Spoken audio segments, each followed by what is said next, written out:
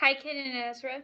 So remember, we've been learning about a free America and the war that the Americans fought the colonists to be free from England's rule. Today, we are going to learn about some of America's freedom songs. So do you remember the first war that George Washington fought in? It wasn't the American Revolution, but it was the French and Indian War. And it was during that war that America's first patriotic song was written. You probably know the song Yankee Doodle, but you may not know that it was written as a joke. Here's the story of how Yankee Doodle came to be written. British soldiers sailed to America to help the American colonists fight the French.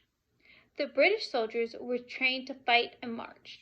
They all had handsome uniforms and each had a fine gun. The Americans were not trained to fight. They could not march together, and instead of fine uniforms, they had buckskin or homespun clothes. Some did not have shoes, and others didn't even have guns. What a funny sight they were to the British soldiers. One day, an English army doctor watched the colonists try to march. Laughing to himself, Dr. Shuckburgh went back to his tent. It was then that an old English tune came to his mind. Suddenly, he thought of a trick he could play on the colonists. He sat down and wrote the words to Yankee Doodle. Yankee Doodle went to town, a-riding on a pony. A doodle means that something is foolish. Dr. Shuckburgh made the American soldiers Yankee Doodles in his song. When he finished, he took his song to the Americans.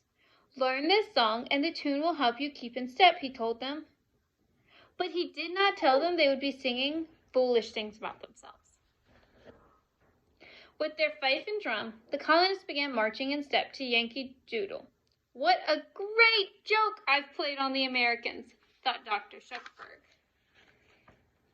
After the French and Indian War was over, the English were at war again, this time with the Americans themselves. The Americans wanted to be free from England. And do you remember what this war was called? It was the War for Independence, or the American Revolution. To poke fun at the Americans, British soldiers sang Yankee Doodle as they marched to war. Then, to the surprise of the British soldiers, the American soldiers sang Yankee Doodle in their battles against the English. The Americans won. Yankee Doodle was meant to be a joke about Americans, but the Americans soon turned the joke around on the English. Dr. Shuckburgh wrote many verses to Yankee Doodle.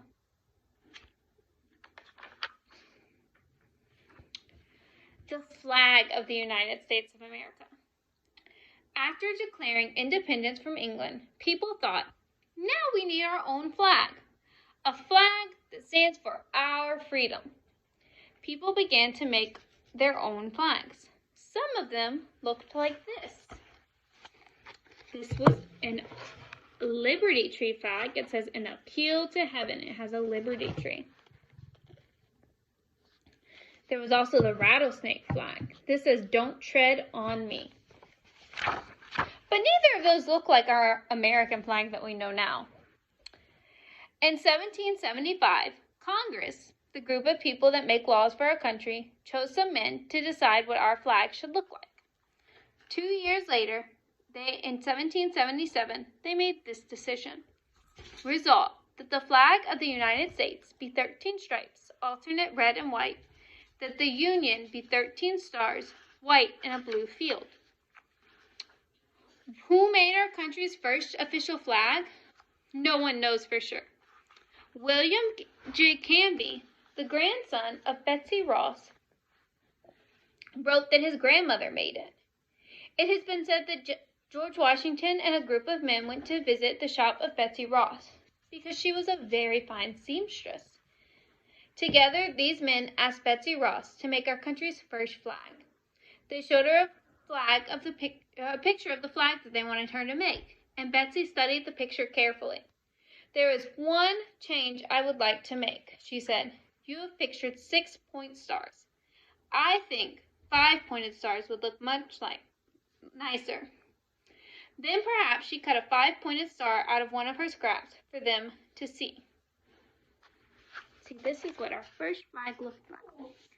See, there's only 13 stars here. Do you know how many stars we have now? We have 50. That's one star to represent each state in the Union. There are 50 states now. Then there were only 13 states, so they only had 13 stars. It was on June 14th, 1777, that George Washington gave our new flag to Congress. This is why June 14th is a very special patriotic holiday for America. It is when we celebrate Flag Day.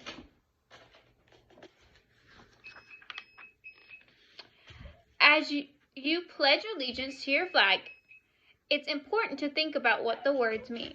Here are some meanings to remember. I pledge allegiance. That means I promise to be true. To the flag of the United States of America, to my flag, and to my country, and to the republic for which it stands. That means, and to the people this country was created for. One nation, under God. That means one country, blessed by God. Indivisible, so we can't be divided, with liberty or with freedom, and justice or fairness for all. That means for every person in the United States. That is all for our social studies lessons today, and you don't have any pages to do in your other workbook, so you are done.